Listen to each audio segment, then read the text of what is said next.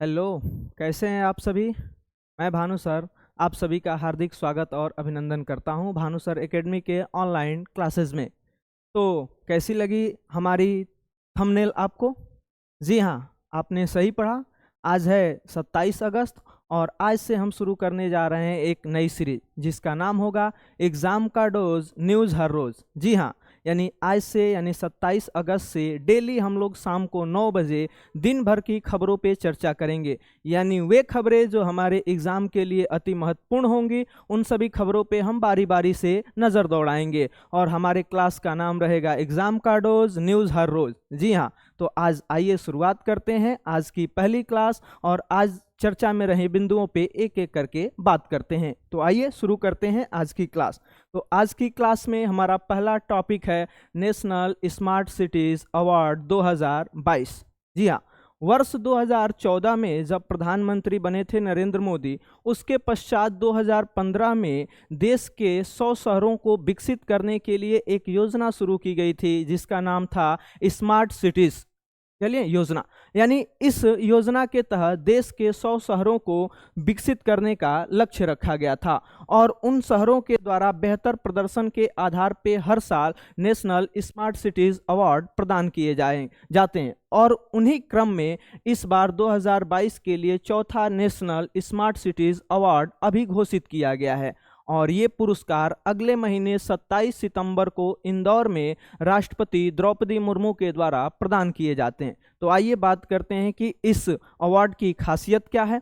तो हम बात करें नेशनल स्मार्ट सिटी अवार्ड 2022 के बारे में, तो इस पुरस्कार में इस साल देश का सर्वश्रेष्ठ स्मार्ट शहर चुना गया है इंदौर को। जी हाँ, इंदौर यानी देश का वह शहर जो 6 बार सर्वश्रेष्ठ स्वच्छ शहर के रूप में चुना जा चुका है और अभी हाल ही में वायु स्वच्छता सर्वेक्षण में भी इंदौर ने देश में सर्वोच्च स्थान प्राप्त किया और स्मार्ट सिटी अवार्ड के अंतर्गत भी पहला पुरस्कार प्रदान किया गया है इंदौर को, जबकि दूसरा अवार्ड मिलेगा गुजरात के शहर सूरत को, जबकि तीसरा अवार्ड मिलेगा उत्तर प्रदेश के शहर आगरा को। यानी ये 3 शहर हमारे देश के सर्वश्रेष्ठ स्मार्ट सिटीज़ के रूप में चुने गए हैं। यानी देश का सर्वश्रेष्ठ स्मार्ट शहर इंदौर, जबकि दूसरा स्थान सूरत और तीसरे स्थान पे है उत्तर प्रदेश का शहर आगरा।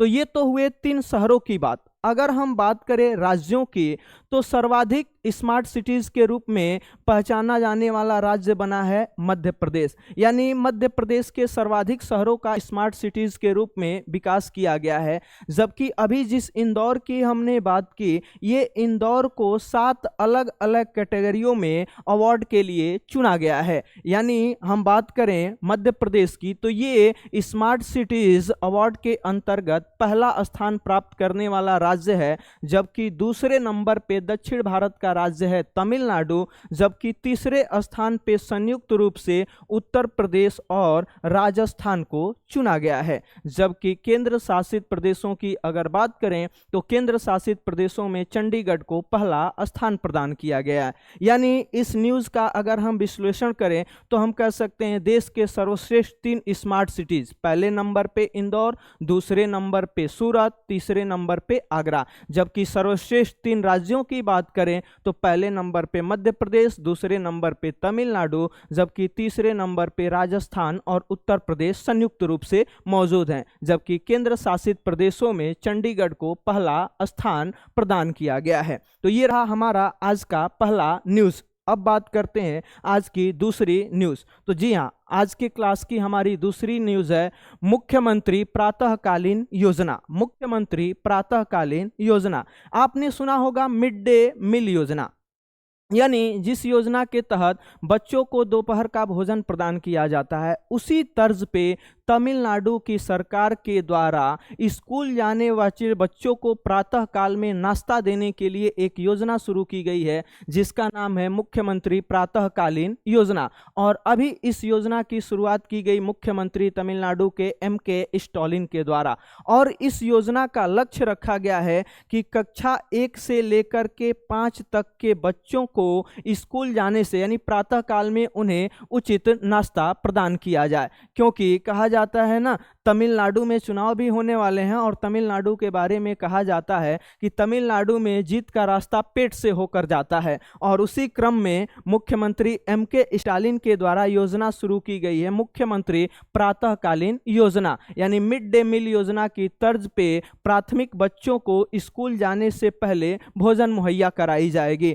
और इस योजना के प्रारंभ में लगभग 1 लाख से अधिक बच्चों को इस सुविधा का लाभ दिया जाएगा। तो हम बात करें मुख्यमंत्री प्रातःकालीन योजना किस राज्य में शुरू हुई है, तो ये योजना शुरू की गई है तमिलनाडु राज्य में। तो ये हमारे आज का दूसरा चर्चित बिंदु रहा जिसके बारे में हमने बात की। आइए अगले पॉइंट पे बात करते हैं, अगले बिंदु पे चर्चा करते हैं। तो अगला यानी आज की हमारी तीसरी न्यूज है। पहले तीसरी न्यूज की बारे में बात करें तो मुहाजिर 10 के बारे में। ये मुहाजिर 10 जो आजकल बहुत ज़्यादा चर्चा में है, आखिर है क्या? तो मुहाजिर 10 एक ड्रोन है जिसको अभी ईरान के द्वारा विकसित किया गया है। ईरान के द्वारा विकसित किया जाने वाला एक ड्रोन है जिसका नाम है मुहाजिर 10। और इस ड्रोन के विकसित होने के बाद इजराइल में इसकी काफ़ी ज़्यादा चर्चा है, क्योंकि विगत पिछले दिनों में इजराइल और ईरान के बीच जुबानी जंग चलती रही है और उसी के मद्देनज़र अभी ईरान के द्वारा एक ड्रोन लॉन्च किया गया है। और इस ड्रोन के बारे में अगर हम बात करें तो इस ड्रोन की मारक क्षमता की अगर बात करें तो इसकी मारक क्षमता लगभग 2000 किलोमीटर के आसपास है, जबकि ये लगातार 24 घंटे तक उड़ान भरने में सक्षम है ड्रोन, जबकि ये लगभग 7000 मीटर की ऊंचाई तक उड़ान भर सकता है और लगभग 210 किलोमीटर प्रति घंटे की रफ्तार से ये आक्रमण कर सकता है। तथा इसके साथ साथ ये अपने साथ लगभग 300 किलोग्राम के हथियार को भी ले जाने में सक्षम है। अभी इस ड्रोन का अनावरण किया राष्ट्रपति इब्राहिम रईसी ने। तो बात करें मुहाजिर 10 किस देश से संबंधित, तो ये हाल ही में लॉन्च किया गया ईरान का एक ड्रोन है। और इस ड्रोन की तुलना अमेरिका के शक्तिशाली ड्रोन MQ-9 से की जा रही है। यानी कभी कहे MQ-9 किस देश का ड्रोन, तो ये अमेरिका का एक ड्रोन है और इसी की तुलना की जा रही है ईरान के ड्रोन मुहाजिर 10 से। तो ये रहा आज की हमारी क्लास का तीसरा न्यूज़। अब बात करते हैं आज की अगली न्यूज़ के बारे में। जी हाँ, आपने पढ़ा शिव शक्ति पॉइंट। आखिर चर्चा में रहा ये शिव शक्ति पॉइंट क्या है। तो अभी भारत दुनिया में एक शक्ति के रूप में उभरा है और भारत ने अभी अपना मिशन चंद्रयान 3 को सफलतापूर्वक लॉन्च किया है। यानी भारत दुनिया का पहला देश बना है जिसने चंद्रमा के दक्षिणी ध्रुव पे अपने यान को सफलतापूर्वक उतारने में महारत हासिल की। अब इस बात करें शिव शक्ति पॉइंट की, तो अभी देश के प्रधानमंत्री वैज्ञानिकों की इस उपलब्धि तथा देश की इस ऐतिहासिक उपलब्धि के मद्देनज़र जिस स्थान पे हमारा चंद्रयान 3 का रोवर विक्रम लैंड किया है, उस स्थान को शिव शक्ति पॉइंट के रूप में नामांकन करने की घोषणा की गई है। यानी वह स्थान जहां पे हमारा चंद्रयान 3 मिशन का लैंडर उतरा, उस स्थान को अब शिव शक्ति पॉइंट के नाम से जाना जाएगा, जबकि जहां पे भारतीय तिरंगे को फहराया गया उसको तिरंगा पॉइंट के नाम से जाना जाएगा। तो अब कभी कहे शिव शक्ति पॉइंट क्या है, तो हम कहें चंद्रमा पे वह स्थान जहां पे भारतीय जो मून रोवर है लैंडर वो उतरा और उसी स्थान को नाम दिया गया है शिव शक्ति पॉइंट। अभी हाल ही में जब 23 अगस्त को भारत ने ये अभूतपूर्व उपलब्धि हासिल की, तो अभी प्रधानमंत्री के द्वारा घोषित की गई कि इस 23 अगस्त को प्रतिवर्ष राष्ट्रीय अंतरिक्ष दिवस यानी नेशनल स्पेस डे के रूप में प्रतिवर्ष मनाया जाएगा। तो अगर आपसे कभी कहे नेशनल स्पेस डे कब मनाया जाता है, तो नेशनल स्पेस डे मनाया जाता है प्रतिवर्ष 23 अगस्त को। जबकि शिव शक्ति पॉइंट, तो शिव शक्ति पॉइंट वह स्थान जहां पे चंद्रयान 3 का रोवर लैंडर ने लैंड किया। अब बात करते हैं आज के अगले पॉइंट पे। तो आज का अगला पॉइंट है यानी अगली जो न्यूज़ है वो है यूरोपीय महाद्वीप के देश ग्रीस से। ग्रीस जिसे हम लोग यूनान के नाम से भी जानते हैं। यूनान यूरोप में स्थित एक देश है जो भूमध्य सागर के उत्तर पूर्व में स्थित है। यानी भूमध्य सागर के उत्तर पूर्व में स्थित देश ग्रीस, जिसकी यात्रा पे अभी पहुंचे थे भारत के प्रधानमंत्री नरेंद्र मोदी। यानी ब्रिक्स सम्मेलन के पश्चात 25 अगस्त को भारतीय प्रधानमंत्री ग्रीस के दौरे पे थे और ये पिछले 40 सालों में ग्रीस की यात्रा करने वाले देश के पहले प्रधानमंत्री बने। और इस ग्रीस यात्रा के दौरान इन्हें ग्रीस की राष्ट्रपति कैटरीना एस के द्वारा ग्रीस का दूसरा सर्वोच्च award grand cross of the order of honour से सम्मानित किया गया।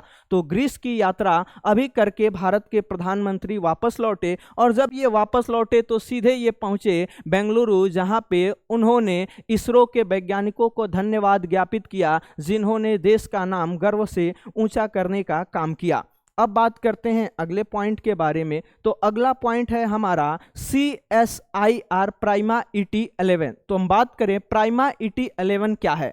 तो प्राइमा ET11 देश में विकसित किया जाने वाला पहला स्वदेशी इलेक्ट्रॉनिक ट्रैक्टर है। तो हम बात करें ET11 के बारे में तो कहिएगा इलेक्ट्रॉनिक ट्रैक्टर, यानी देश में स्वदेशी रूप से विकसित किया गया इलेक्ट्रॉनिक ट्रैक्टर है जिसको नाम दिया गया है प्राइमा ET11। अभी इसका विकास की बात करें तो सी मेरी दुर्गापुर के द्वारा इसका विकास किया गया और अभी इसका उद्घाटन किया गया केंद्रीय मंत्री जितेंद्र सिंह के द्वारा। तो केंद्रीय विज्ञान और प्रौद्योगिकी राज्य मंत्री जितेंद्र सिंह के द्वारा उद्घाटित किया गया प्राइमा ET11 जो देश का पहला स्वदेशी इलेक्ट्रॉनिक ट्रैक्टर है, जबकि इसका विकास किया है सी मेरी दुर्गापुर के संस्थान के द्वारा।